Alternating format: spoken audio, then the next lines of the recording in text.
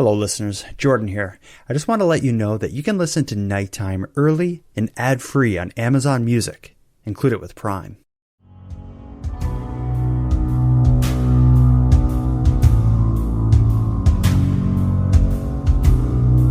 You are tuned to the Nighttime Podcast, focused on the fringe of Canada. Welcome back to a multi-part series covering the shocking murder of Taylor Samson. In the prior episodes of this series, we were joined by Kayla and I, author of the best-selling book on this case, First Degree, From Med School to Murder. During our time with Kayla, we learned about Taylor's life, the events surrounding his death, and the case investigators would ultimately use to convict his killer, Will Sanderson. After completing the narrative I presented during the first two episodes, I felt like there was still a bit more to be said. When one hears a story like that of Taylor's murder, it's hard not to digest the twists, turns, and surprises the way you would a work of fiction. But of course, as you know, this is a real-life tragedy that at worst destroyed and at best forever changed the lives of many regular people like you and I. Kayla and I made a point to discuss the character of Taylor Samson and the role he played in the lives of many who stood heartbroken on the sidelines of this case. But hearing Kayla and I discuss that, two people removed from the story, it can only take us so far. For part 3, I wanted to find a sort of capstone to place on this series. Something that brings the events surrounding Taylor's death into the right context. That being the senseless murder of a human being. One loved by many as a son, a friend, a student, an entrepreneur, and so much more. To help tell us exactly what it means to lose Taylor, I've invited one of the people who know him best. Someone who looked up to Taylor as both a role model, a sometimes nuisance, an eternal protector, and a best friend. He's my new favorite person, Taylor's amazing younger brother, Connor Samson.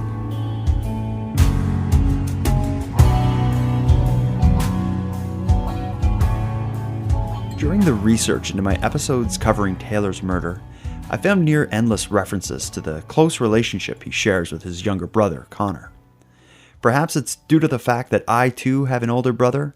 As I've learned about the ripple effects caused by Taylor's death, I often found myself picturing it from Connor's point of view, as uncomfortable as that is. Now, shortly after releasing the episodes, I reached out to Connor and invited him to meet for a short talk about his life with Taylor and what it's like to lose your brother in such a tragic, public way. Connor graciously agreed to meet, and as you'll hear, it was great. Emotional, of course, but still great. I won't waste too much time here with an introduction. You'll be able to hear it in his voice shortly, but Connor radiates a very unique, yet undeniably positive energy. When we met, I don't know if it was his big smile or his bow tie, but instantly I was at ease and overcome by a feeling of, this guy is awesome. So without any further delay, I'll get to my conversation with Taylor's younger brother, Connor Samson.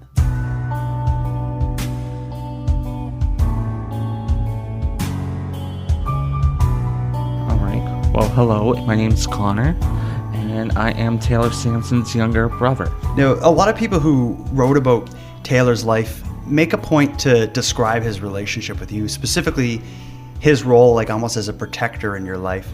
Could you just describe the relationship you had growing up with Taylor? Well, growing up with Taylor was like most siblings in today's world, you know. We fight, we love each other. I'm gonna miss getting stitches because back when we were kids, I'd always get stitches from him and no one else. It's kind of hilarious in a way, but who knows? I have an older brother, so I get it. My older brother, I remember I was sick once and he offered to make me oatmeal. And when he brought me the oatmeal, I remember it looked a little funny. When I took the first bite, I realized he put a bunch of red pepper in it. But anyway, where people describe him as being the protector, like, could you give an example or a story of a time where he kind of stepped in your life and saved you from something? Okay, this is going to be kind of a hilarious story, but not at the same time. So back in 2015, before this all happened, I started my first job at this fish factory in New Brunswick. So this coworker of mine goes, well, tell your mom I said hello. And I'm like, so hey mom, this coworker, I'm not gonna give the name, said hello. And then my mom's like, that name sounds familiar, so who is he? And I go, I don't know, just some guy that said, just say hello. And so she calls my brother and she goes, well, such and such, said hello. She goes, is he giving you a hard time? Is he giving Connor a hard time? If you have to, I'll come. Get in this car right now from Halifax all the way to Amherst and just show him.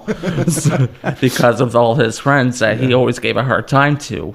Okay. Like younger, he thought that he was going to give me a hard time at work, but he didn't. Okay. And him and I became friends, though, Okay. like the coworker and I. So it was more of a funny thing. Wow. So he was just ready to step in. If need Yeah. be.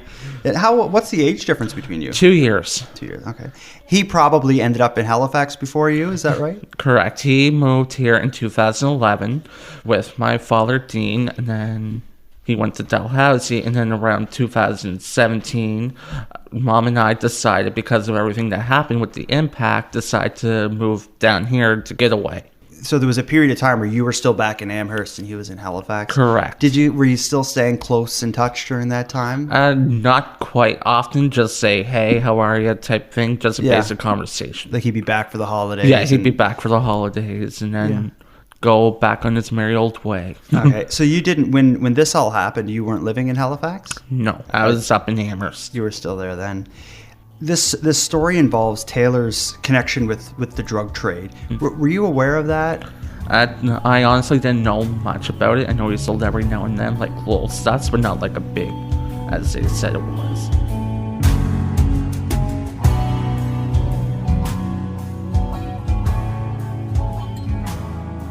The first article I found announcing him being missing, it actually showed, like, you were actually the photograph, when you're a missing persons poster.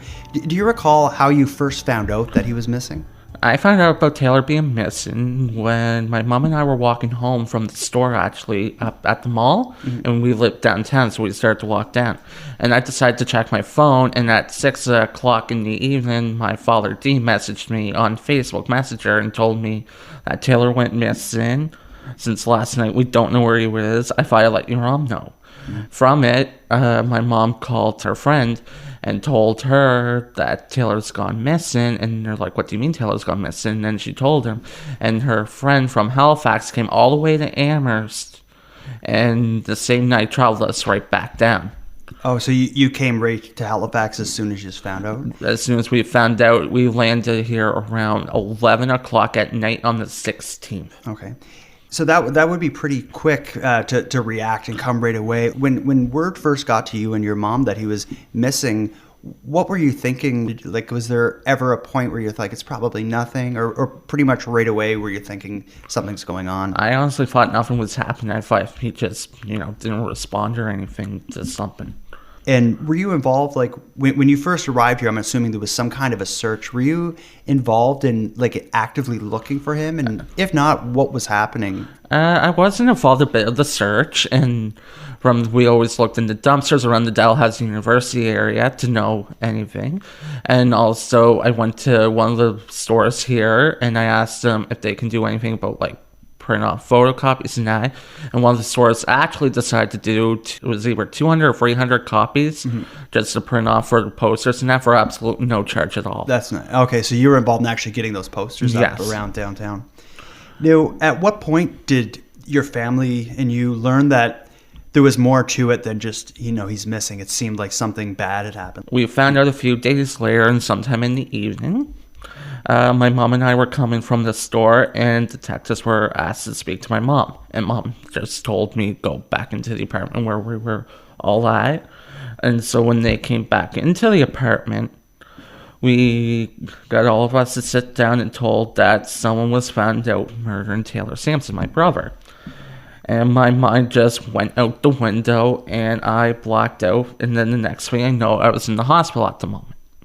And this, you were in Halifax when this happened? Yes, I was in Halifax, and because of the impact that the detective told us that we found someone with the first-degree murder, I guess I had a really bad panic attack, and the next thing I know, I'm in the hospital, more concerned about my health card expired 6 months ago than anything else. Wow. And that was kind of good. I was going to get into this with my next few questions is we now know that there was this investigation where there was, information kind of popping up. And then at the end, he was charged with murder and arrested. Your family, you weren't aware of these like kind of clues and tips and evidence and stuff? Like you didn't find out that it was a murder until he was actually arrested? Correct. I tried to keep myself out of the loop, keep my mind distracted from anything going around. Do you know if your mom was kind of working or staying really up to date with the police, or were you kind of separate from it until? My mom was pretty much like right into it, and then she said, "Don't tell people about it." But mom never listens. Moms never do. It's your own mom.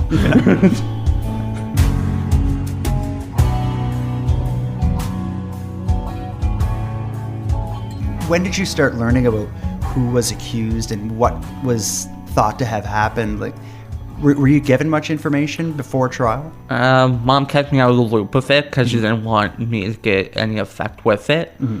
Because I also went back to work, and people would always ask me constantly about it, but I couldn't give them the answer. Oh, okay. So I kept myself away from it as much as possible. But when people brought it up to me at work back in Amherst, it was like, I don't know what to tell you, because I keep it to myself, or if I ask mom about it, she'd just ignore the question and just move on. Yeah, and Amherst, for people who are listening that don't know, that's a small town, so people would have known you and Taylor, and when this was big news at the time, so you would have, I'm sure, been getting asked a lot. Yeah, like my Facebook was exploding and everything. Social media, everything was exploding at the time. And people would be stopping you at work. And yeah, even people would come out with their cars and be like, "Oh my God, I'm so terribly sorry," and just give you a hug and then go on with their own merry old day. Oh, yeah.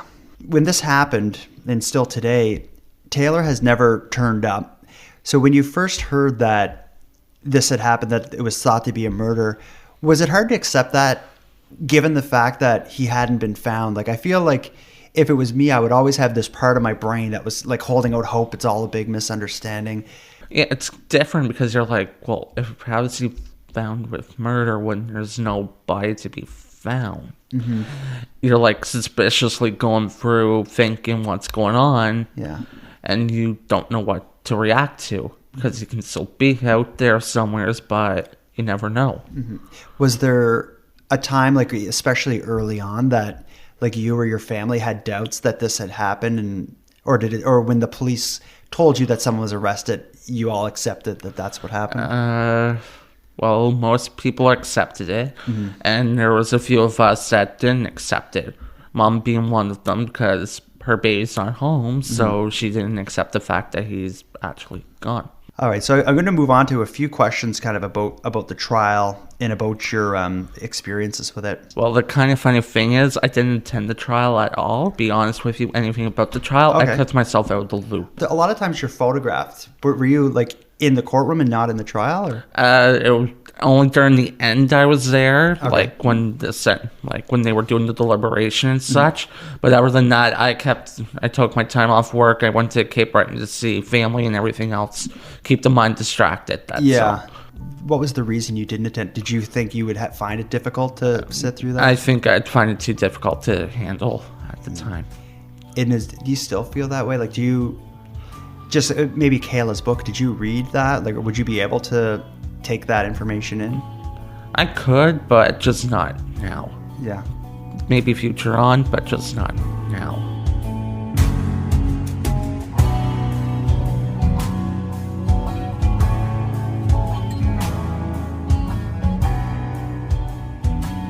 I'll move on now to talking about the idea of closure. You often hear people talk about, the trial's done, they're found guilty, now the family will get closure.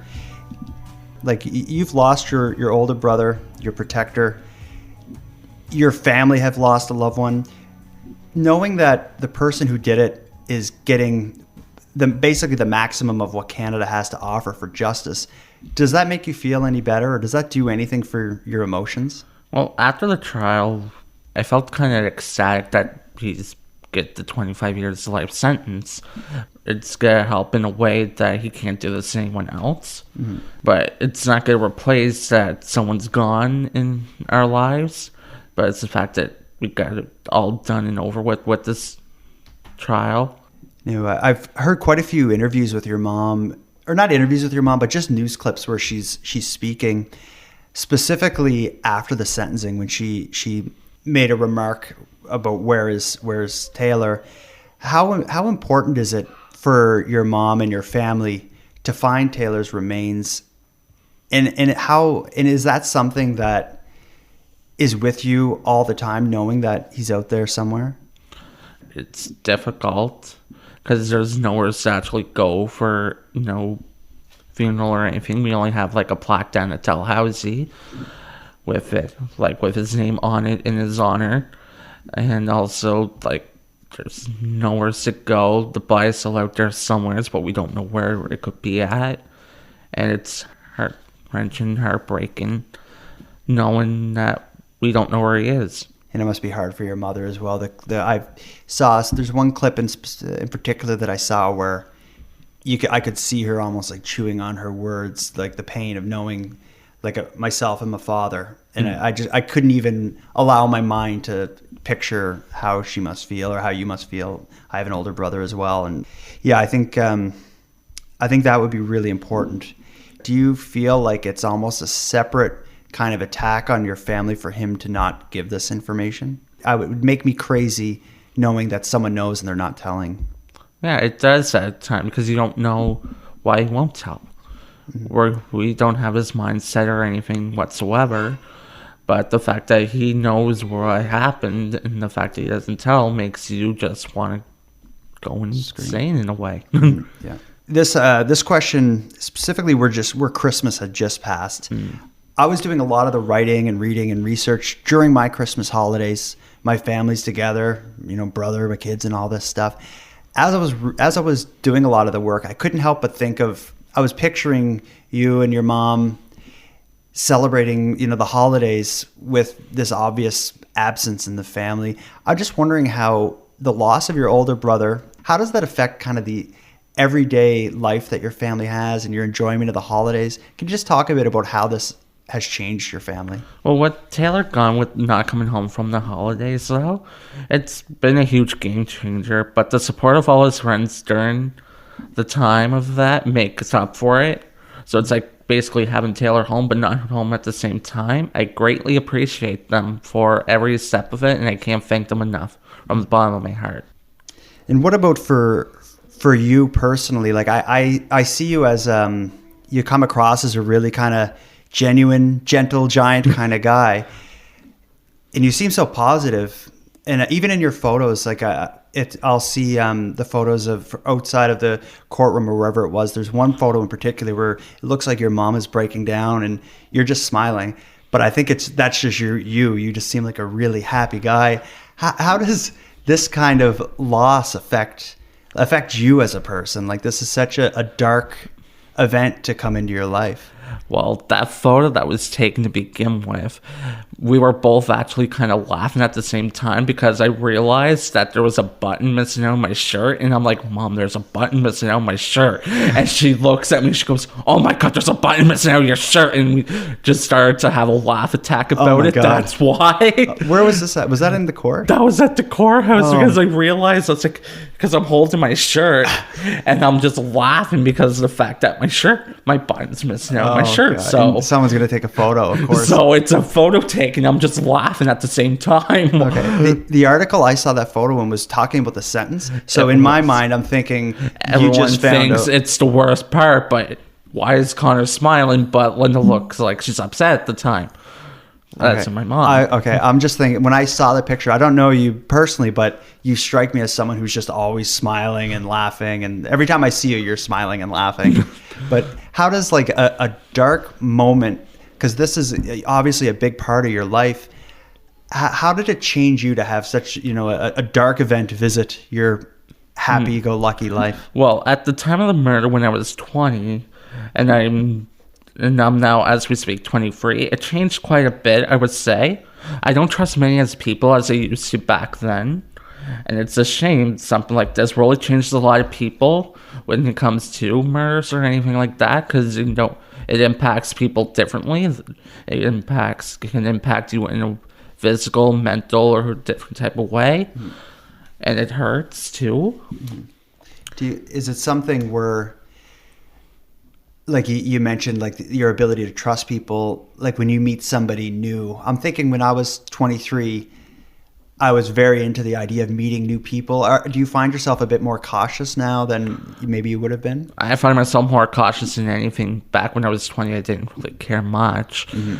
As I used to now when I'm 23, 3 years later when it happened, just have to double check on everything and make sure everyone's an actual genuine person and it's actually not going to hurt me. Okay.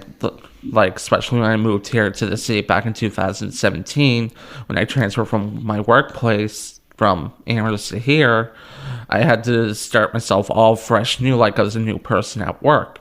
But I've been doing it for almost 2 years at the time, so I had to start to gain my trust again through everyone that I worked with. And in Halifax, like where you're living now and working, your face was included in a lot of these articles. People know who you are. How often is someone approaching you about this story? Oh boy, quite a bit actually, at work especially, but they don't mention it.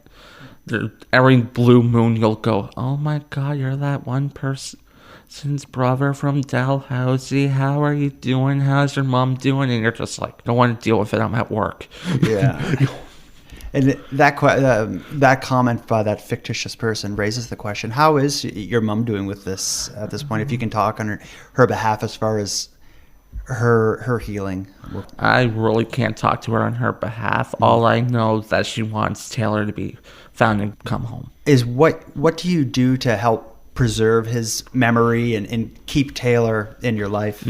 So I tend to look at my old social media posts, like through Facebook, Instagram, anything like that I wrote back about him, like silly statuses saying, oh my god, my brother's drunk and he's back from college. Sounds like a fun time. And then back in 2016, I was actually able to do the post-osmosis for Dalhousie University and accept his Bachelor of Science degree in physics with his girlfriend. And when, as I mentioned before, the fact that we go to that plaque for Dalhousie every August 15th, we go and put flowers down in his honor for him, and we still have his childhood teddy bear back when he was born in 1993. Nice.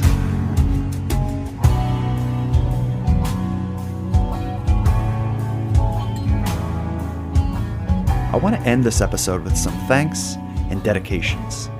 I want to dedicate this episode to the family, friends, and memory of Taylor Samson.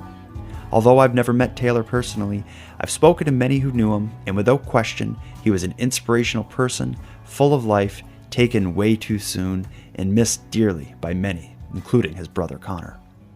Next, I want to thank Connor Samson for taking the time to meet with me and for sharing some memories of his time with Taylor, both good and bad. Connor, a tragedy like this couldn't have happened to a better person. Hearing you speak about how Taylor's friends have supported you since his death filled my heart. It's people like you and stories like that that restore my faith in humanity. I think Taylor's fortunate to have been blessed with such a great brother to have shared his life with. Now I'd like to thank the amazing Canadian band, Vox Somnia, for again providing the music for this episode of Nighttime. The music you've been enjoying is an instrumental version of one of their great songs. I've linked to it in the show notes. And with that, I'll conclude this episode of Nighttime. If you're interested in hearing more from Nighttime, please check out the Patreon group. It's $1 a month. It allows you to support the show as well as access the supporter exclusive feed, which provides ad-free and early releases of episodes in addition to some prior episodes no longer available on the free feed. You can join by visiting patreon.com/nighttimepodcast. With that mentioned, I'd like to thank the current patrons of the show and welcome the newest members to the group, Kelly, the Nerd Runner Mandeville, and Yvonne Byrne. I sincerely appreciate the support you show Nighttime. For anyone else who'd like to support the show but can't help financially, you can give me a big hand by telling your friends about me and leaving a positive review on Apple Podcasts or whichever equivalent you use. If any of you listening want to stay up to date with my activities, both on and off the show, follow me on Facebook, on Twitter, and on Instagram. I use the handle @NighttimePod. If anyone has any story ideas or wants to give some feedback on the show, I'd love to hear from you at nighttimepodcast@gmail.com. Now until next time, take care of each other, hug your loved ones tight, and let me know if you see anything weird.